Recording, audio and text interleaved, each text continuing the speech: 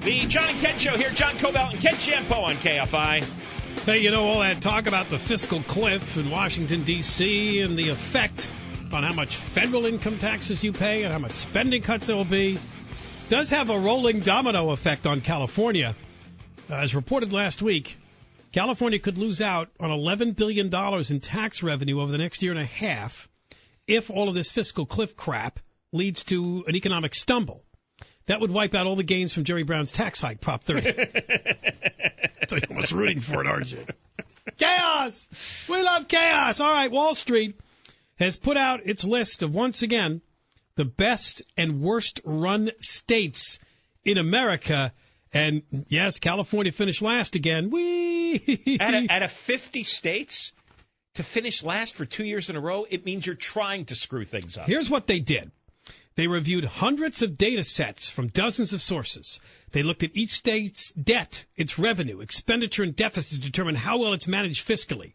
They looked at taxes, exports, GDP growth, including a breakdown by sector to identify how each state is managing its resources. They looked at poverty, income, unemployment, high school graduation, violent crime, and foreclosure rates to measure if we, the residents, are prospering. How did we fall behind Mississippi and Louisiana? Poverty and... Anyway, California's 50th, its debt per capita is the 18th highest at $4,008.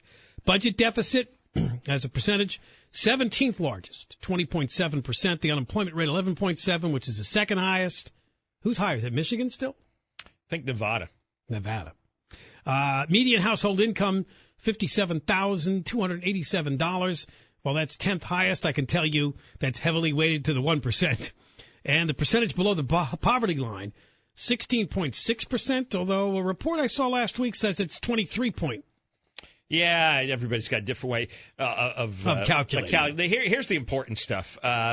We got the worst credit rating of all the states, according to Standard & Poor's. Moody's says it's the second worst. Home prices have fallen by 1/3 over a 5-year period. Fourth worst in the nation. The foreclosure rate and the unemployment rate were the third highest and second highest. Say the second highest unemployment rate, third highest foreclosure rate, home price plunge is the fourth highest, and you have the worst credit rating. And it's the bubble here was higher than anywhere else because there's so when you have a lot of wealthy real estate. That's gonna bid up higher than ordinary real estate or riffraff real estate. But 1/3 drop on average across the entire state. California is currently the only state rated A- by Standard & Poor's, the lowest score given to any state. And basically what they did was they talked about, each of the top 10 has a perfect or near perfect credit rating from Standard & Poor's, Moody's, or both of them. The highest-ranking states all have well-managed budgets. Yeah. There is a strong correlation between well-educated populations and well-managed states. Of the 10 best-scoring states on the list, 9 have the highest percentage of adults with high school diplomas. Employment is also closely correlated to how well a state's managed. The unemployment rates of most of the poorly ranked states are among the highest in the country. What was the best-managed state? Well, it was North Dakota. North Dakota? Well, they have a booming economy because of the oil boom, the oil fracking boom there. They are using hydraulic fracturing, and they're getting oil out of the shale deposits in the state. So their unemployment rate as of 2011 was down to 3.5%. I mean, they have people piling into that state, and people are living in campsites and trailers and RVs. They can't build housing fast enough. They can't build the infrastructure fast enough in North Dakota. The winter climate is hellish, but that's where the jobs are right now, and not only in the oil industry. It's not just heavy labor jobs, blue collar jobs, but all the service jobs that would feed into an industry. It's all the flat places. Then comes Wyoming's got some mountains. Then comes Wyoming. Nebraska was third. Utah was fourth. Iowa fifth. By the way, with Wyoming, which was second, there's no corporate income taxes. They don't have any.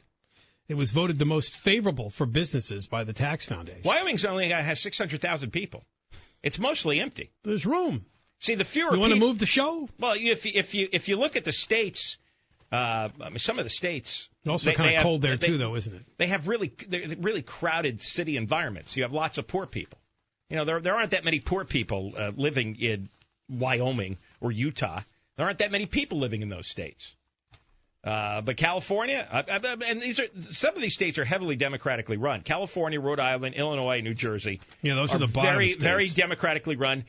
Unions have huge power in California and New Jersey, and I imagine Rhode Island as well. The only state that seems out of place, Arizona is the 47th worst state. 47th state when it comes to being run.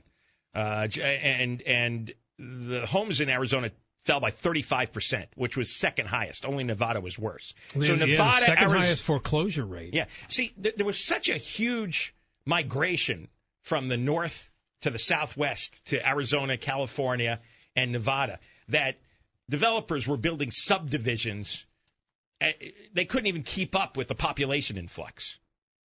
And there were so many people coming in, and the land was cheap, and the housing was cheap, and so there were bidding wars on the homes. And then everything blew up. All right, when we come back, how would you like to be the new chancellor of UC Berkeley? Well, the new guy's getting $50,000 more a year than the outgoing chancellor. We'll tell you more coming up. This is Johnny.